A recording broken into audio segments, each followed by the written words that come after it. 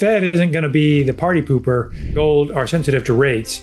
And certainly real rates in particular, if those are going to stay higher, where they are, go up, then gold typically would not benefit from that. It's going to take a lot for oil to go back to the 100, 110 where it was, a few months ago. Rates going up 50 basis points is just not going to change much for, AI related spending. Most of that is equity financed one way or another. And if there is borrowing, it's going to happen either way. You would only see gold maybe getting another tailwind. Everyone's talking about market frothiness, but what would actually put an end to this bull rally in stock markets? Well, we're here to discuss this with Sam Burns, Chief Market Strategist at Mill Street Research. Sam has been looking at what's been driving the markets and the economy overall, and it really boils down to one or two things. And so if these things stop growing, then logically speaking, the rest of the economy stops growing. And what happens to the Federal Reserve? What will they do this year? How high will interest rates go? This will affect everything from your credit card loans to your car payments to potentially how the stock market will behave. We'll find out what's next with the Fed and the indicators they're looking at. One of them is inflation. And traders right now are predicting that there is a greater chance that inflation will be lower rather than higher in the June print. According to Kalshi, the largest prediction market in the US, inflation is going to be right above 3.8%, above 3.7%, but not as high as the current 4.2%. Right now, there is a 65% chance that the June CPI print will be above 3.7%. And so we'll get Sam's take on where inflation is headed. Maybe it'll cool off a little bit. Who knows? We'll find out. This episode is sponsored by Kalshi, the largest prediction market in the United States. Unlike a sports book, you're trading peer-to-peer on real-world events, from economic data to political outcomes, and the price moves based on public opinion, not a house. Go to the link in the description down below or scan the QR code here to get started and use my code LIN, L-I-N. New users who use my code LIN will get $10 when you trade $10. And like I showed you earlier, right now, if you're trading on the inflation in June 2026 prediction, if you're placing $50 down on above 3.7%, you could get a payout of $72, $73 if you turn out to be right. Sam, welcome back to the show. Good to see you. Hey, David. Thanks for having me. I was reading the other day that most of the S&P 500's gains were from AI-related companies. And if you take out that sector and related companies, actually it's flat on the year. Is that something you looked at as well? And if that's true, I wonder what that says about investing. Maybe we should just go into tech companies and avoid lagging sectors. Yeah, I've seen stats like that there's definitely been the big driver of equities has been the sort of tech and adjacent sectors that are sort of somehow tied to AI, which could include industrials. There's a few utilities. There's a few, all different kinds of companies that are kind of part of that whole ecosystem.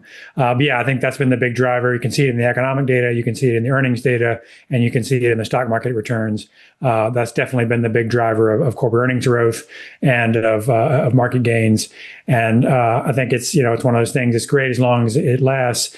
I think there's been a little more focus on the kind of the sustainability of the AI business model itself lately, which is going to raise some questions about how many hundreds of billions of dollars these companies can continue to spend on kind of capex and the related expenses to run all this. And that's the question I think people are going to have to face over the next year or so. But do we know if this bubble, if we want to call it a bubble, is going to pop anytime soon? Just because something is frothy or looks expensive per traditional valuations metrics, it doesn't mean it can't go any higher, right? Oh, absolutely. Yeah, I know these things can go on much longer than people anticipate. Certainly those of us who were around in the late 90s remember, Chairman Greenspan talking about how he thought that, stocks were showing irrational exuberance in 1997. And then it wasn't until early 2000 that he actually had the real peak in the stock market. So there's definitely, not a good timing, precise timing aspect to this. It's just a question of, and certainly you can have speculative periods and then, maybe there's a correction and things kind of go sideways for a while and then it picks up again. It doesn't have to be a monumental crash that happens, after a period of kind of frothy behavior. So, and I think the fact that you're seeing, a lot of companies starting to issue more equity means that they see some of the valuations here as being pretty high and therefore favorable if you're issuing equity and maybe less so if you're the one buying it. So I think that's the kind of, situation we're in now, the fundamentals are pretty good. A lot of these companies are earning lots of money, but it's going to be hard for it to continue at this pace for much longer. And the question is, if it does even slow down, even if it doesn't stop, is that going to be enough to kind of trigger a response in the markets if expectations have gotten too high? What is your expectation for how this will progress? My guess is that there's going to be more kind of what we've seen lately is a rotation where, one segment will lead for a little while and then something will shift and then another segment will lead. For a while it was, of course, the Magnificent Seven. That was the big dominant, the leadership. And now they've actually been lagging for a number of months now. They've been underperforming because a lot of them are the ones that are spending the money, whereas the ones that are making it are the hardware makers, the memory makers and hard drives and things like that that have just been going absolutely through the roof, and with some good reason in the sense that their earnings have been also going through the roof.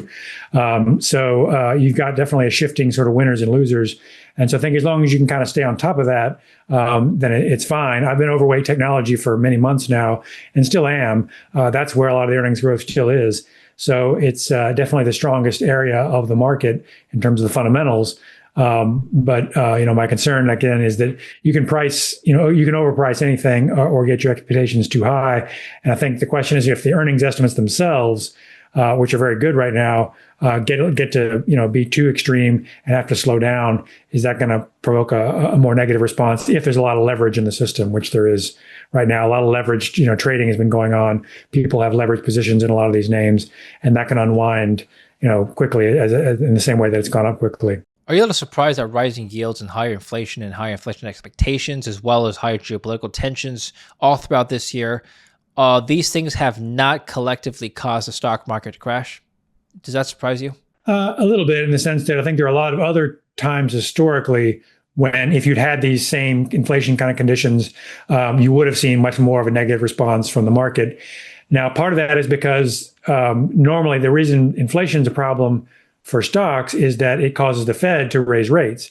Inflation itself is not really bad for stocks, at least relative to bonds, because corporate earnings go up along with inflation. Companies just pass along those price increases, and so their profits will go up. The problem is if the Federal Reserve raises interest rates aggressively as a result of the inflation, then that makes owning stocks less appealing. It tends to slow down the economy. But so far, the Fed has not done that and has not really indicated it's going to do that. That's really the difference this cycle, is the Fed was lowering rates until December and has been basically just sitting on the sidelines for the first 6 months of this year and probably will for a little while longer. So if the Fed isn't going to be the party pooper, then inflation is it's not great. Consumers don't like it, but the stock market and earnings aren't necessarily that bad or any worse off. They can get some pricing power out of it. So I think that's been the real difference this cycle. The fact that, and also the fact that people see that the inflation is coming from, like the war in Iran and a supply shock to oil, predominantly. And then prior to that was, the Ukraine and COVID and everything else. So if you know the reason for it and you think that reason will go away fairly soon, you don't worry about it as much. And that's what I think the market's been doing.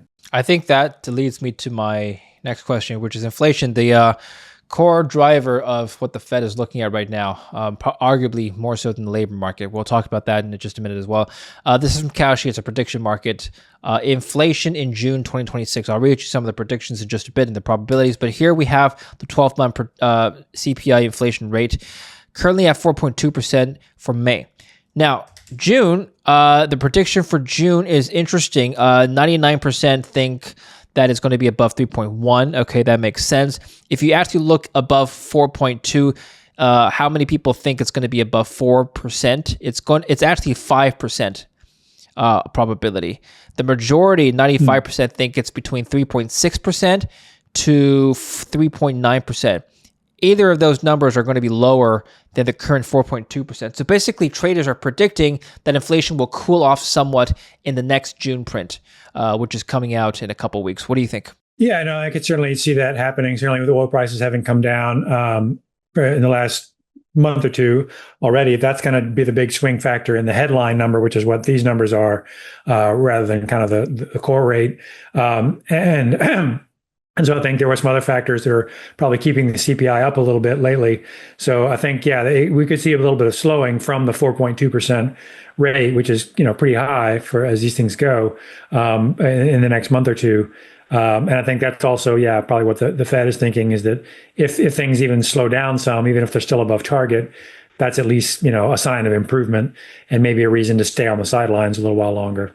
How likely is it that oil will stay lower?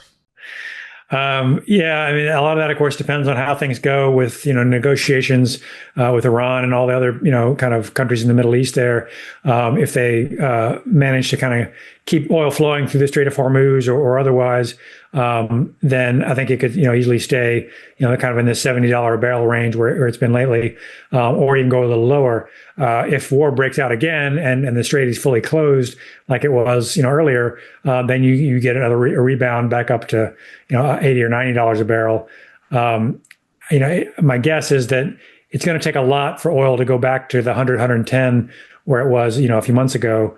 I think, there's been, kind of enough ways for oil to get where it needs to go that it won't go back up that high unless something really shocking kind of happens in terms of geopolitics, which at the moment does not look likely. So my guess is that there's plenty of oil around. It's just a matter of whether it can go through the strait or not.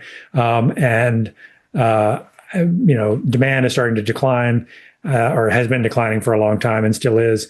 So my guess is that we probably won't see $100 barrel on oil again soon, but it may not go back to the 50, 60 where it was prior to the war. It's interesting how the ceasefire agreement between Iran and Israel and the U.S. Lasted about a couple of days 2 weeks ago. During that time, oil went down to $71 a barrel. But Iran has been accused of breaking the ceasefire by the Americans, the Israelis, and oil hasn't come back up. Just in the last couple of days, 2 oil tankers were struck in the Strait of Hormuz. Why do you think the oil markets are not reacting to the upside? Yeah, it is a question. We wonder, whether I guess part of it is that there's a view that oil is finding other ways to get to where it needs to go besides the Strait of Hormuz. And also that, again, that they think this is all kind of temporary. It'll get worked out within a few weeks.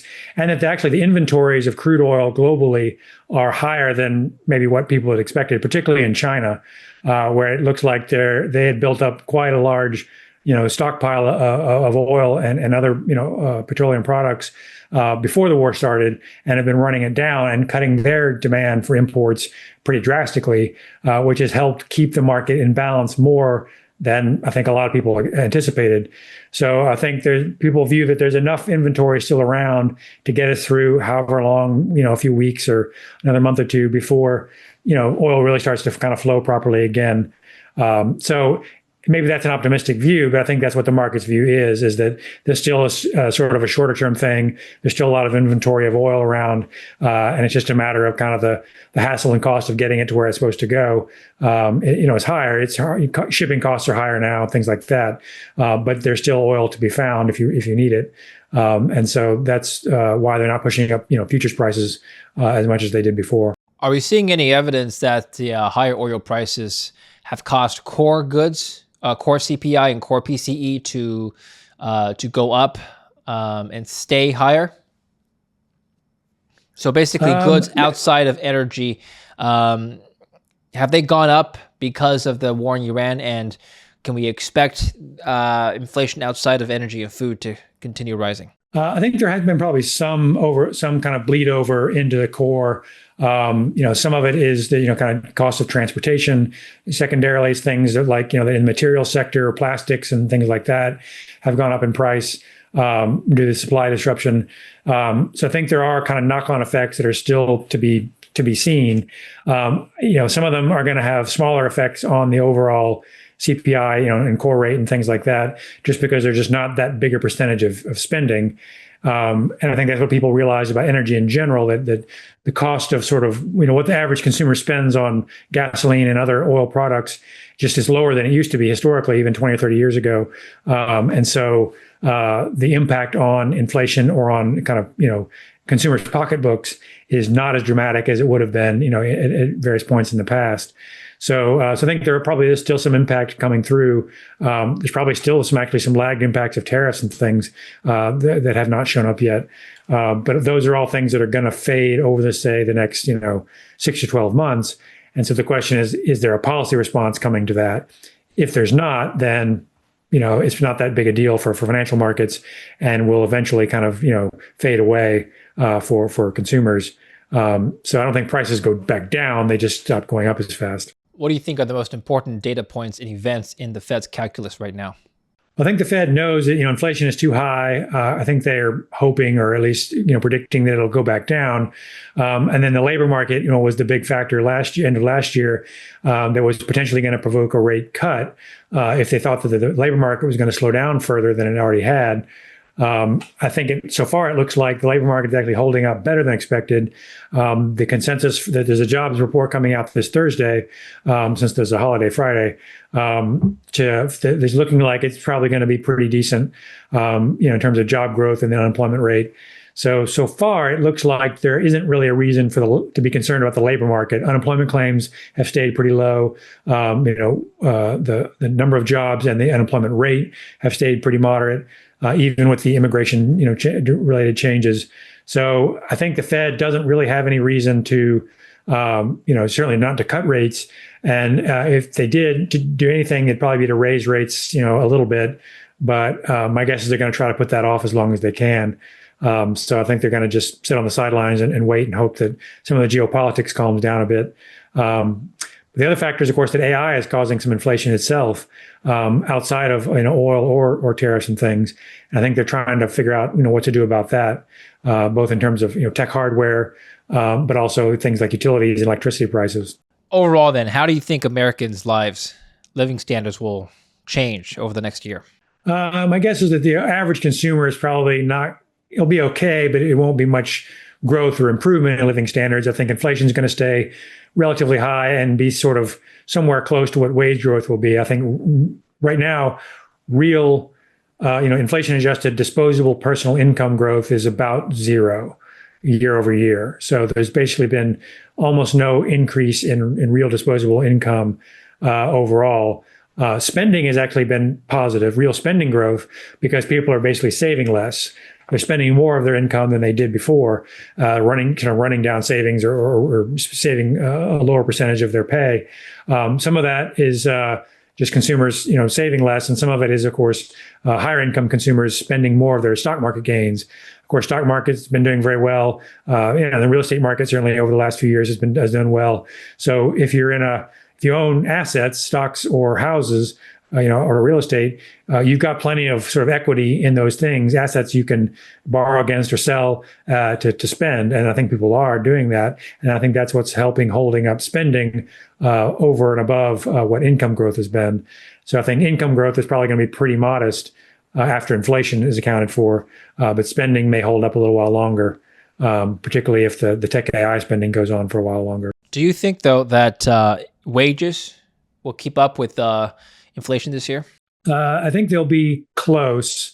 I think there's still enough demand for labor around to keep wages from wage growth from falling too much. But I think it's going to be, for a while, wages were just sort of pretty clearly outpacing inflation. Now I think that sort of gap has gone away. Now you're getting wage growth that's more or less in line with inflation, but not really any better than inflation. So I think it'll be sort of a struggle to get a lot of real income growth for the average consumer. One thing I've noticed is that retail sales, according to the latest data released earlier in June, showed that it grew 0.9% month over month, which is the fourth straight month of gains. It's up 7% year over year. I wonder who's doing the spending then if the consumer's health isn't improving. Overall, then, would you attribute the higher retail sales spending to higher inflation, and so the cost of goods is more expensive, or higher volume of purchases overall? Do we have any data to indicate either of these? I think a lot of that sort of nominal growth that you mentioned is inflation. I think there's definitely that 4% or so, CPI, at least is coming through in retail prices. So I think there's a good chunk of that is inflation.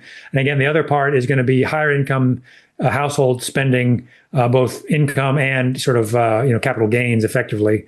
Is holding things up, and so that falling savings rate is helping kind of boost consumption and spending over and above what income growth, just kind of wage growth by itself would support. So if you look at the chart of the personal savings rate over time, it's way back down to where it was kind of the lows of 2022 and well below where it was for most of the period prior to COVID. Kind of the normal rate was probably 5-6%, and now we're around 3% saving rate right now. So I think that's a big chunk of it too, is that people are just spending more of their income either because they think their income is going to grow and they're optimistic, or they've got income from other sources besides just wages that they're able to spend and want to go out and spend it now.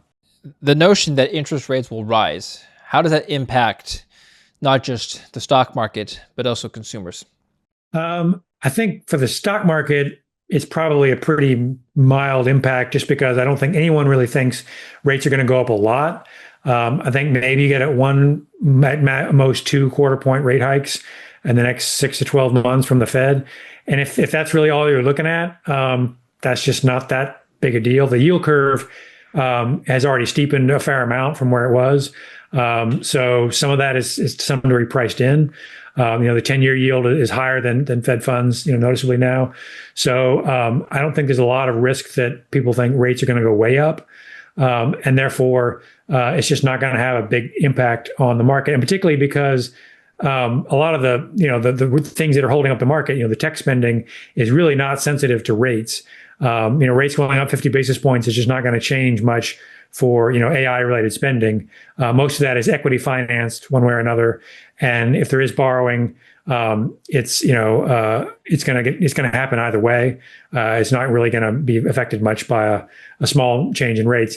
Consumers might feel it a little bit if the rates go up, but again, rates aren't that high right now, and another 50 basis points at most just isn't going to move the needle that much. Particularly because the private sector consumers are not that highly leveraged. They don't have a huge amount of debt relative to income or assets in aggregate, like they did, say, in 2005, 2006, for instance. So the impact of rates is less just because people proportionally have less debt in aggregate than they used to. And so same thing for corporations. Big companies just aren't carrying a ton of debt relative to their assets. So rates are just not that big a swing factor relative to past cycles. So that's why I'm less concerned about rates and more concerned about if people decide that all the capex and investment spending that's going on for tech and AI isn't going to pay off at some point, and that slows down, then there's that chain reaction of everything else that's coming from that slows down as well. Overall, then, this year, what would you say are probably the highest priorities for investors wanting to rotate their capital out of whatever they're in right now? In other words, the biggest movers that you think will shape markets in the next 6 months? My guess is that, the tech space is still going to be the driver of what happens in the market. The sort of tech, AI, and then kind of the adjacent areas, and then kind of everything else. It's almost 50-50 in terms of market cap weighting in the S&P nowadays, in terms of if you include all the kind of tech-related companies now. So I think if you want to, have something that's not exposure to, kind of that tech space, I think some areas in, like things like healthcare, some parts of financials, and some parts of industrials, look, pretty good. And I think those are probably areas that you would want to have as part of your portfolio, so that you're not entirely exposed to technology. Because either way, you're probably going to get more volatility in that tech AI space, even if they go up. You're just going to have a lot of risk in your portfolio. So you want to definitely keep some exposure to it for now, because again, that's where the earnings are coming from. But I think the maybe call it the easy money part of the cycle is past, and you're going to get into the kind of the choppier, more volatile part of the kind of market cycle coming up in the next 6 to 12 months. And so I think, your portfolio needs to be ready for that. You need to have, a little bit of, whatever hedging or ballast in there, whether it's cash and bonds or whether it's just other sectors besides tech. Because right now it's basically been, tech goes up and everything else goes down, or everything else goes up and tech goes down. So that's kind of your main portfolio construction concern right now. The anti-fiat assets, if you want to call them that, Bitcoin and gold, have corrected tremendously from the tops already. Any rotation into those spaces you see as being potentials? My guess is probably not at this point, simply because to some degree things like gold are sensitive to rates. And certainly real rates in particular. If those are going to stay higher, where they are, go up, then gold typically would not benefit from that. You would only see gold maybe getting another tailwind if rates were going to go down, if the economy really slows down substantially. Bitcoin kind of, moves on its own. It's more of a, traditionally more of a risk asset than a hedge against anything. It's been under pressure lately just from supply demand, I think. I've always kind of struggled to see the real investment case for it. And I think the fact that some of the factors like the, MicroStrategy or strategy, the big owners of it have been selling or at least not buying anymore. There's a lot of kind of sentiment factors going on there and supply demand. I don't think it's going to have a big boost, given that basically all the tech AI stuff has kind of taken the attention and the kind of the speculative money has gone away from those alternative digital assets that they used to get a few years ago. That now people are more interested in some of these tech AI related stuff rather than Bitcoin and things. This is also from Kaushi. Recession this year, 10% chance. So most people don't think there's going to be a high chance of a recession this year. So let's talk about the labor market. Recession is defined by many things, but most importantly, if unemployment goes much higher and people start losing their jobs, then we can call it a recession. The labor market is showing signs of strength. Last month added 172,000 jobs, according to the latest non-farm payroll report. But it's also showing weakness on the edges. The unemployment rate is at 4.3%. We have the jobless claims climb up as well on the back of actually more non-farm payrolls being added. So they're kind of conflicting messages. But more or less, I'm trying to get at is, what do you think is going to happen to the labor market throughout the year? And do you agree with the notion that there's going to be a small chance of a recession this year? Yeah, I'd be surprised if there was a recession this year or in the next 12 months. And you're right. Yeah, the labor market, it really, looks like it's holding up pretty well overall. And I think the weak spots are going to be the kind of youth unemployment, the 16 to 24, whatever, that kind of young area, people in school, kind of coming out of school, has been tougher than kind of for, the kind of, what they call prime age, 25 to 54-year-old age range has been holding up quite well in terms of employment rates. So I think overall it's pretty solid, but there are some areas where it's slightly weaker now. But I think because immigration is down, there's still enough demand for labor to keep the unemployment rate itself relatively stable, at least for a little while longer. And so far, I don't see any reason to think that that's going to shift suddenly.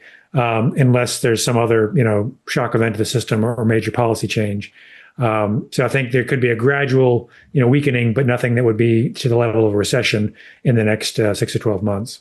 It's interesting how the chance of a recession climbed from 12.5% to almost 40% over the course of over the course of February as the Iran war broke out. But then the probability slowly and surely dropped over the last couple of months as the Iran war progressed. What do you think traders looked at that convinced them that the Iran war wasn't going to cause a major economic contraction? I think a lot of it came down to the fact that people assumed that Trump was not really going to pursue this war kind of on a long-term basis, that he was going to look for a way out and a way to sort of end the war and to get oil flowing again. I think that the perception was that this was going to be a shorter-term event, and therefore it was not going to last long enough or be big enough to push the economy into recession just because of oil prices. The way this was not going to turn out to be like the 1970s, where an oil shock push the economy into a severe recession and, terrible inflation and interest rate rises and all that, that this was not going to be anything like that, in part because, like I say, Trump had very strong incentives to resolve things fairly quickly, and therefore there was not enough of that to push the economy into recession. And there's a countervailing fact of all this tech spending and AI and everything else that is helping the economy grow, and that really didn't have anything to do with oil or energy costs per se. That could happen whether oil is $50 a barrel or $100 a barrel, really makes very little difference to all the data centers and the tech spending and so forth.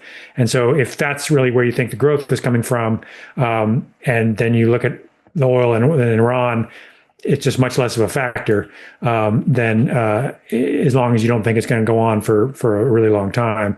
And so far, at least, that seems to be sort of what's playing out, even though there's a lot of debate about, whether the oil market itself is really in as good a shape as the, futures market make it look, that there's still probably some bumps to come there. But overall, it's just not as big an economic impact as people initially thought. And it wasn't going to go on as long as people were worried about. That the war was not really going to be as big an event as it looked like in that sort of first few weeks of it. And do you agree with that trend? Generally speaking, yeah, I think, Do you think this trend will continue? Yeah, meaning, do you think the trend of this impact being relatively benign on the economy, do you think that'll continue? Or do you think that the worst is still ahead for us? Yeah, I think that the net impact on the overall economy from oil prices is lower than people initially thought. I think that's still true. You look at the percentage of income spent on oil-related products, relative to total spending, and it's near historic lows. So even with a bump, it's still not even going to be back to where it was, say 10 years ago. My guess is that unless oil, there's a much bigger shock than what we've had, the oil impact is going to be pretty moderate. I think it's very salient in the sense that consumers notice it, and it affects political polling and it affects, the news headlines, but the actual net economic impact is just not that big, and certainly smaller than all the other factors going on, like both tech, but also, just federal deficit spending is enough to kind of keep enough, money printing going on to keep things going. So, I think there's going to be some inflation pressure, not just from oil, though. I think from other factors as well. Do you see any things that will experience deflation as a side effect of what's going on right now in the Middle East? For example, I've been reading that used cars and trucks have actually gone down in price. Anything else? Yeah, they had a big sort of increase, I guess, a little while ago after the tariffs and everything. So yeah, they probably are due to come back down some. And yeah, to the extent that if there's relief, some of the tariff impact really does kind of go away. If some of them have been ruled illegal, but I guess Trump is still trying to put some new ones on. I don't think that's going to go very far. That will help. Some of those products that were being pushed up in price due to tariffs will sort of come down some. I think, and some things like, price of eggs, which of course got a lot of headlines a couple of years ago, have come way back down. Orange juice, some other factors have come down in price recently. So there are some things that had been a problem maybe in the past, and that have seen their prices either come down or at least stop going up. So I think you will see some of that. I think consumers are having to pick and choose what to spend on, and right now they're spending a lot on things they have to buy, like oil, energy, and then things like going out to concerts and things like that, services spending. But overall, I don't know how much declines in prices are going to be overall. Although even housing inflation, rental prices in aggregate have been slowing down quite a bit for a couple of years now, and I think that's probably going to continue as well. Just from less demand from lower immigration, and the fact there has been at least some building going on, and the fact that mortgage rates are still relatively elevated, so that there's just less turnover in the housing market. What do you think are some of the more interesting or unorthodox leading economic indicators that have some merit in theory and also in practice that you've seen? Yeah, it's a good question. I think the traditional leading economic indicators have not worked very well the last, certainly 5 or 10 years. Um, I think right now, the biggest, leading indicator is going to be, technology spending for the economy. Most of the growth in what you call fixed investment in the GDP report has been tech driven. Everything that's not tech driven, meaning just normal like housing, residential housing, commercial office buildings, factories, anything outside of technology has actually been falling year over year in terms of spending on investment, things like that. So that's going to be the factor that changes. I don't think the yield curve and rates and things are as good a predictor as they used to be. And the other thing again is like I say, fiscal policy. The deficit being relatively wide is part of what is causing the factors we see right now. If we saw the deficit narrow, if we decided to cut the deficit and cut spending or raise taxes, I think that would be a pretty significant factor to watch for the economy. If we did ever reduce the deficit significantly in a short period of time, you would then see the economy slow down, I think, significantly. And if for any reason it expanded even further, that would be an additional boost overall. Any sales of particular goods or services that would rise or decline during times of economic expansion or contraction? This is a tongue-in-cheek thing that's been featured in the media a lot. This is from CBC, by the way. What the stripper index can tell us about the economy. So apparently exotic dancers are a good leading indicator of whether or not there's going to be a recession. I don't know if there's any way to actually verify this, but that's circulating on the internet. Social media, people on social media have said that, oh, look, the exotic dancers I've talked to are all better forecasters than actual economists.